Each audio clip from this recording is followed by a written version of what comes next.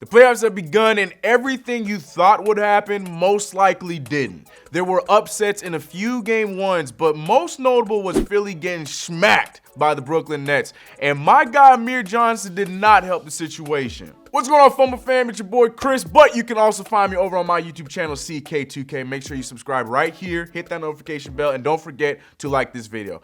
I'm not sure if you saw, but over the weekend, myself and Brett made our predictions for the first round, the playoffs, and well, a few rounds haven't gone quite according to plan. Nope. Especially with my hateful self who wanted to see the Brooklyn Nets get swept, and they start off the playoffs doing the complete opposite of that. The NBA playoffs tipped off this past Saturday, and the first game on the docket was the 3rd seed Philadelphia 76ers playing the 6th seed Brooklyn Nets in Philly. The drama started early when nobody knew if Joel Embiid would even suit up, including himself. He ended up playing, but it wasn't enough when the Nets stole game 1 with a 111-102 win. But people aren't too focused on the upset. People are paying attention to this moment that happened in the 4th quarter. Really troublesome to me.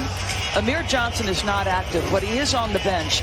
That's a cell phone, and I can't definitively say, but all of us know what a text message looks like. Yeah, not a great look when you're trying to make a comeback in the 4th quarter of an NBA playoff game. As you guys saw, it looked like Amir Johnson was able to tiptoe his phone onto the bench where he'd be able to check his text as you see in the video. When he showed it live, Doris Burke was not about it. Word got to the Sixers brass upstairs, and the team decided to send him to the locker room for having his phone on the bench, which should come to no one's surprise. With about 3 minutes left in the game, Amir Johnson was able to come back to the bench where he looked like he let Embiid know, man, we got caught. So like I said earlier, my girl Doris Burke was not about the whole texting thing when she took time after the commercial break to let it be known that Amir Johnson and the Philly star Embiid were texting on the bench.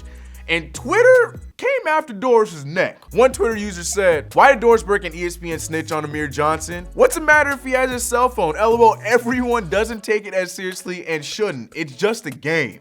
And another said, "Doris Burke, you a snitch. Worry about the court instead of the bench. This ain't 1980 no more." When I saw it live, I was dying. I thought it was hilarious how ESPN made it so crucial to break this mid-game. But don't come at Doris Burke foul like that, okay? Is she wrong? The Sixers are in a game that they should have easily won, but instead, we got dudes on the bench texting. No wonder the Nets took game 1. So as you'd expect, Joel Embiid responded to being seen on the bench with the phone, and the reason isn't what you'd expect. I just looked down because he said that his daughter was extremely sick and he was checking on her. So I don't know. I just looked and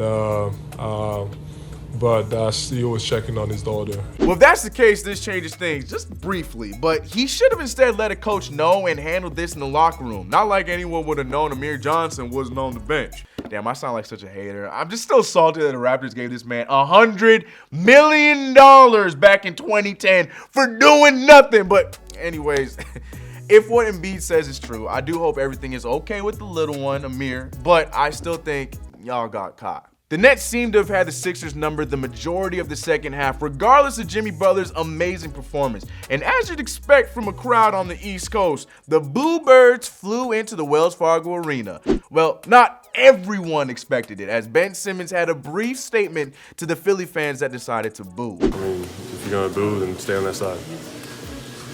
So I feel if you're a Sixers fan, you're gonna boo, stay on that side. My guy.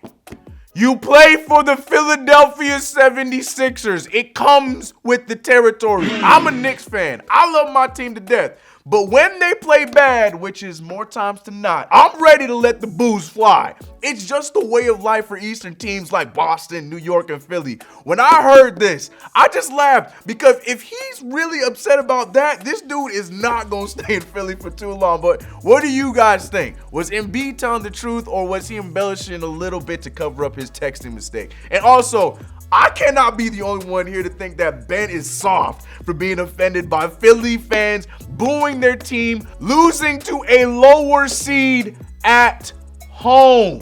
But let me know in the comments below what you guys think about all this. It's been your boy Chris. I'll see you guys in the next video. I'm out. Ben Simmons.